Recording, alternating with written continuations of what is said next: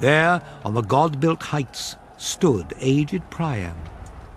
He saw the monstrous Achilles, and racing on before him, Trojans whipped in headlong flight, all rescue gone. The king cried out, issuing quick commands. "Spread the great gates wide! All hands now, till our routed troops can straggle back to Troy! Once they're packed in the walls to catch their breath, close the thick-set gates and bolt them tight again. I dread this murderous man. He'll burst right through our walls." They spread the gates and rammed the door bars back. Heading straight for the city's lofty ramparts, ragged with thirst, choked with dust from the plain, the Trojans fled, as Achilles stormed them, thrilled to reach the ramparts, crowding, swarming in, none daring to remain outside the city. So, all through Troy, the men who had fled like panicked fawns were wiping off their sweat, drinking away their thirst, while Achaean troops, sloping shields to shoulders, closed against the walls. But there stood Hector, shackled fast by his deadly fate, holding his ground, exposed, in front of Troy and the Scaean gates. And old King Priam could see Achilles coming, surging over the plain, blazing like the star that rears at harvest, flaming up in its brilliance. A fatal sign emblazoned on the heavens. It brings such killing fever down on wretched men. So the bronze flared on Achilles' chest as on he raced, and the old man moaned, flinging both hands high, beating his head and groaning deep. He called, begging his dear son, who stood before the gates, unshakable, furious to fight Achilles to the death.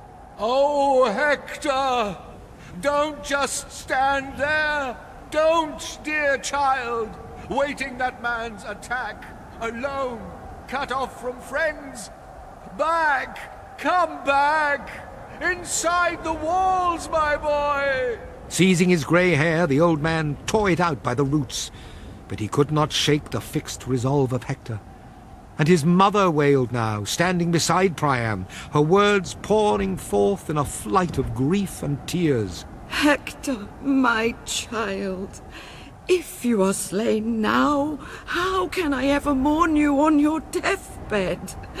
Now, far beyond our reach, now by the Achaean ships, the rushing dogs will tear you, bolt your flesh. Oh, Hector, my son." So they wept, the two of them crying out to their dear son, both pleading time and again. But they could not shake the fixed resolve of Hector. No, he waited Achilles, coming on, gigantic in power. No way out.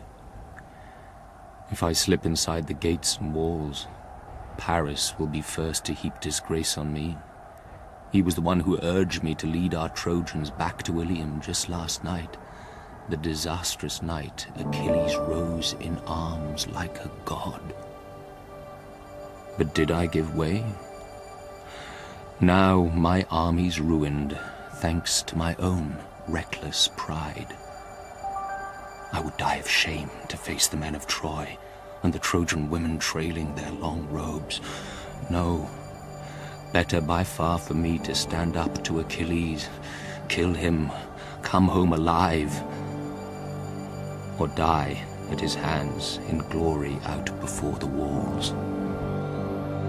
So he waited, and Achilles was closing on him now, like the god of war, the fighter's helmet flashing, over his right shoulder shaking the Pelian ash spear, that terror.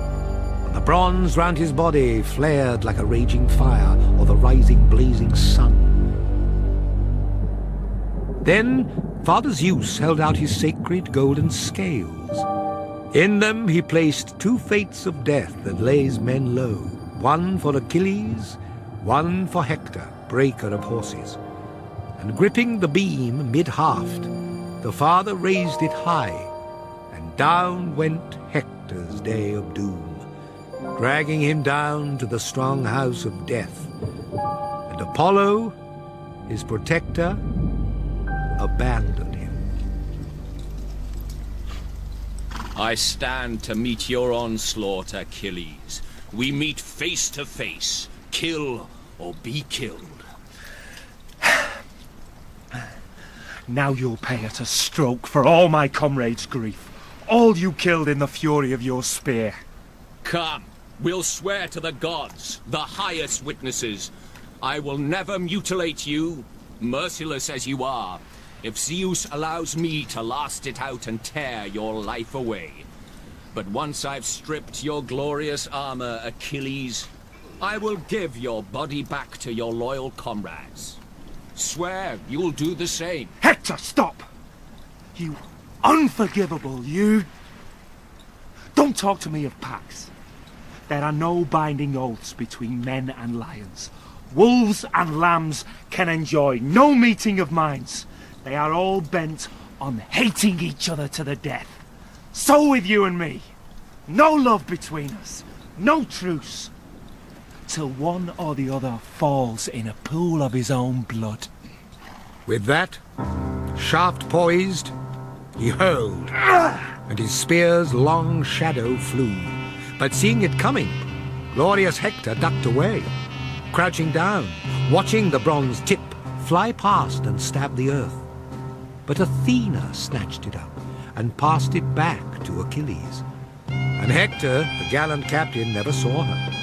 Still poised, he hurled, and his spear's long shadow flew, and it struck Achilles' shield a dead center hit, but off and away it glanced, and Hector seethed. His hurtling spear, his whole arm's power poured in a wasted shot. He stood there, cast down. He had no spear in reserve, and Hector knew the truth in his heart. My time has come. Well, let me die, but not without struggle, not without glory, no. In some great clash of arms that even men to come will hear of down the years. And on that resolve, he drew the whetted sword that hung at his side, tempered, massive, and gathering all his force, he swooped like a soaring eagle, swinging his whetted sword. And Achilles charged too, bursting with rage, barbaric, guarding his chest with a well-wrought blazoned shield, head tossing his gleaming helmet, 4 horns strong, and the golden plumes shook that the god of fire drove in bristling thick along its ridge. Fire flared from the sharp point of the spear Achilles brandished, high in his right hand, bent on Hector's death, scanning his splendid body where to pierce it best. As Hector charged in fury, brilliant Achilles drove it, and the point went stabbing clean through the tender neck. But the heavy bronze weapon failed to slash the windpipe. Hector could still gasp out some words, some last reply. He crashed in the dust. Godlike Achilles gloried over him. Hector. Surely you thought when you stripped Patroclus' armor that you would be safe. Never a fear of me, far from the fighting as I was. You fool! The dogs and birds will maul you, shame your corpse, while Achaeans bury my dear friend in glory. I beg you by your life, your parents, don't let the dogs devour me by the Achaean ships. Wait. Take the princely ransom of bronze and gold, the gifts my father and noble mother will give you, but give my body to friends to carry home again.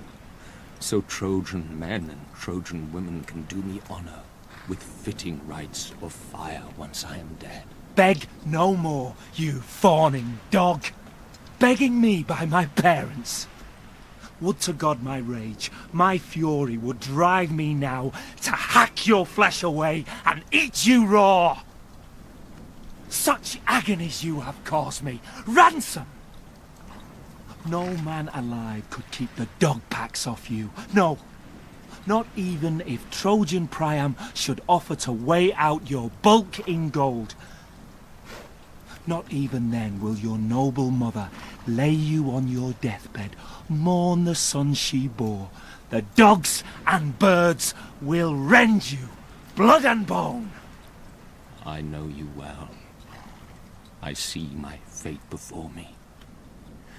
Iron inside your chest, that heart of yours. But now beware, or my curse will draw God's wrath upon your head. That day when Paris and Lord Apollo, for all your fighting hard, destroy you at the Scaean gates. Death cut him short. The end closed in around him. Flying free of his limbs, his soul went winging down to the house of death, wailing his fate, leaving his manhood far behind, his young and supple strength. But brilliant Achilles taunted Hector's body, dead as he was. Die! Die! For my own death, I'll meet it freely, whenever Zeus and the other deathless gods would like to bring it on. With that, he wrenched his bronze spear from the corpse, laid it aside, and ripped the bloody armor off the back. And the other sons of Achaea, running up around him, crowded closer, all of them gazing, wonder-struck at the build and marvellous lithe beauty of Hector. And not a man came forward who did not stab his body. But once he had stripped the corpse, the proud runner Achilles was bent on further outrage, on shaming noble Hector.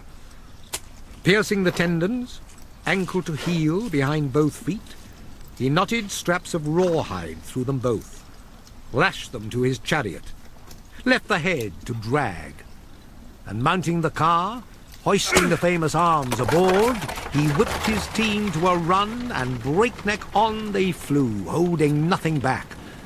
And a thick cloud of dust rose up from the man they dragged, his dark hair swirling round that head, so handsome once, all tumbled low in the dust. And now his mother began to tear her hair. She flung her shining veil to the ground and raised a high, shattering scream, looking down at her son. Pitifully his loving father groaned, and round the king his people cried with grief, and wailing seized the city, for all the world as if all Troy were torched and smouldering, down from the looming brows of the citadel to her roots. But still Andromache, the wife of Hector, had not heard a thing. No messenger brought the truth of how her husband made his stand outside the gates. She was weaving at her loom, deep in the high halls, and she called her well-kempt women through the house to set a large three-legged cauldron over the fire, so Hector could have his steaming hot bath when he came home from battle. Poor woman! But she heard the groans and wails of grief from the rampart now. She dashed out of the royal halls like a mad woman, and once she reached the tower where soldiers massed, she stopped on the rampart, looked down, and saw it all. Saw him dragged before the city, stallions galloping, dragging Hector back to Achaea's beaked warships. She, terrified, stunned to the point of death, struggling for breath now and coming back to life, burst out in grief among the Trojan women. Oh, Hector! Now you go down to the house of death, the dark depths of the earth, and leave me here to waste away in grief, a widow lost in the royal halls, and the boy, only a baby, the son we bore together, you and I, so doomed. So they grieved in Troy, while Achaea's troops pulled back. Achilles led them now in a throbbing chant of sorrow, laying his man-killing hands on his great friend's chest. Farewell, Patroclus. Even there in the house of death. Look, all that I promised once I am performing now. I've dragged Hector here for the dogs to rip him raw. and down to the last unit, all eased off their armor. Fire burnished bronze, and released their neighboring teams and took their seats by the swift runner Achilles' ship, Myrmidons in their thousands. And he set before them all a handsome funeral feast to meet their heart's desires. And still he was bent on outrage, on shaming noble Hector. He flung him, face down in the dust, beside Patroclus' bier. But the gods in bliss looked down and pitied Priam's son. Days passed, and Achilles kept grieving for his friend, the memory burning on. And all-subduing sleep could not take him, the memories flooding over him, live tears flowing. And at last he'd leap to his feet, wander in anguish, aimless along the surf. And dawn on dawn, flaming over the sea and shore, would find him pacing. Then he'd yoke his racing team to the chariot harness, lash the corpse of Hector behind the car for dragging, and haul him 3 times round the dead Patroclus' tomb. And then he'd rest again in his tents, and leave the body, sprawled, face down in the dust. But Apollo pitied Hector, dead man though he was, and warded all corruption off from Hector's corpse. And round him, head to foot, the great god wrapped the golden shield of storm, so his skin would never rip as Achilles dragged him on. And at last, Father Zeus sped Hermes his herald down to Troy. Quick, on your way now, my son, shear the wind. Take a message to great-hearted Priam. He must go to Achaea's ships and ransom his dear son, bearing gifts to Achilles, gifts to melt his rage. But let him go alone. No other Trojan attend him. And Hermes ran his message, racing with gale force to Priam's halls, where cries and mourning met him. He spoke in a soft voice, but Priam's limbs shook at once. And when he had been told the message sent by Zeus, Priam ordered his sons to get a wagon ready. While down he went himself to his treasure chamber, high-ceilinged, panelled, fragrant with cedar wood, and a wealth of precious objects filled its chests. A priceless ransom for Hector's body. Then, when all was loaded, the old man, rushing to climb aboard his chariot, drove out through the gates and echoing colonnades, Hecuba crying after him, gaunt with grief. How can you think of going down to the ships alone and face the glance of the man who killed your son? I am going. My mind's made up. Don't hold me back. And if it is my fate to die by the big ships of Achaeans armed in bronze, then die I shall. Let Achilles cut me down straight away, once I've caught my son in my arms and wept my fill. And he passed from the crowded streets and into open country. And Zeus, as he watched the old man, filled with pity. As Priam reached the trench and rampart round the fleet, Zeus plunged the sentries all in sleep. He spread the gates at once, slid back the bars, and Priam drove in with his wagon-load of treasure. Now, at last, he approached royal Achilles' shelter. The old king went straight up to the lodge, where Achilles, dear to Zeus, would always sit. Priam found the warrior there, inside. Kneeling down beside Achilles, he clasped his knees and kissed his hands, those terrible man-killing hands. Awesome, as when the grip of madness seizes one who murders a man in his own fatherland and flees abroad to foreign shores, to a wealthy noble host, and a sense of marvel runs through all who see him, so Achilles marvelled, beholding majestic Priam. Remember your own father, great godlike Achilles. As old as I am, past the threshold of deadly old age. I had a son to guard my walls, my people, The one you killed the other day, defending his fatherland. My Hector. It's all for him I've come to the ships now. Revere the gods, Achilles. Pity me in my own right. I have endured what no one on earth has ever done before. I put to my lips the hands of the man who killed my son. These words stirred within Achilles a deep desire to grieve for his own father. Taking the old man's hand, he gently moved him back. And overpowered by memory, both men gave way to grief. Priam wept freely for man-killing Hector, throbbing, crouching before Achilles' feet as Achilles wept himself. Now for his father, now for Patroclus once again. And their sobbing rose and fell throughout the house. Achilles rose from his seat, raised the old man by the hand. Poor man. How much you've borne. What daring brought you to the ships all alone? You have a heart of iron. Come, please sit down on this chair here. The old man, still terrified, obeyed the order. But Achilles bounded out of doors like a lion. From the polished wagon, he lifted the priceless ransom brought for Hector's corpse.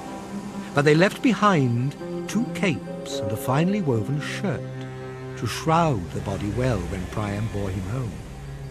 Then Achilles called the serving women out. Bathe and anoint the body. Bear it aside first. Priam must not see his son. And when the maids had bathed and anointed the body, then Achilles lifted Hector up in his own arms and laid him down on a bier, and comrades helped him raise the bier and body onto the sturdy wagon. Feel no anger at me, Patroclus.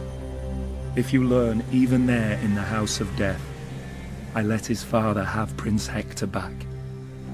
He gave me worthy ransom, and you shall have your share from me, as always, your fitting lordly share. So he vowed. And Priam, weeping, groaning, drove the wagon, drove it fast through the camp, and no one saw him. On toward Troy, and the mules brought on the body. Not a man or woman was left inside the walls. They streamed out of the gates to meet Priam, bringing in the body of the dead.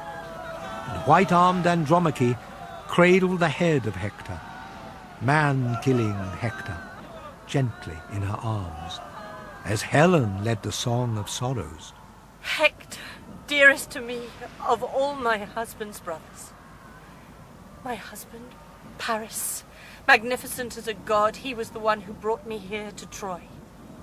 This now is the 20th year for me, since I sailed here and forsook my own native land. Yet never once did I hear from you a taunt, an insult. But if someone else in the royal halls would curse me, why, you'd restrain them with words, Hector. You with your gentle temper, all your gentle words. Then the people carried gallant Hector forth, weeping tears, and they placed his corpse aloft a pyre's crest, flung a torch, and set it all aflame.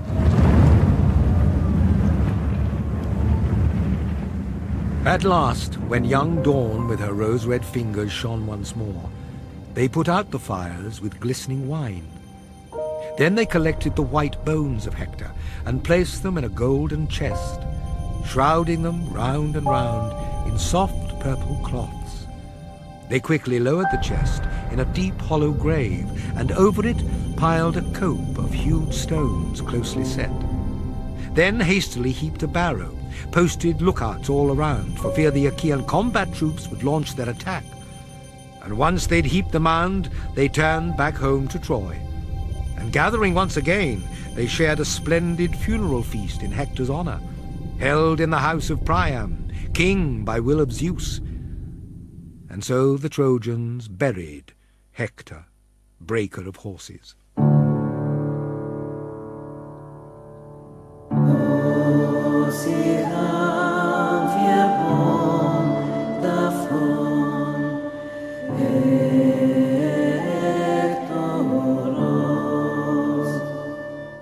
In the second and final part of Homer's The Iliad, Achilles was played by Christopher Eccleston and Hector by Ian Glenn.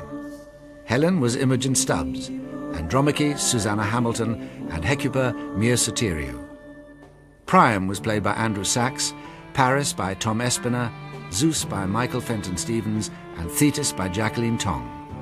Patroclus was Jamie Glover, Apollo Chris Donnelly, and Homer was Derek Jacobi. The Iliad was translated by Robert Fagles and abridged for Radio 4 by Tom Holland. The music was composed by Mia Soteriou, and the sound supervisor was Mike Burgess. The programme was produced and directed in Bristol by Jeremy Howe and Viv Beebe.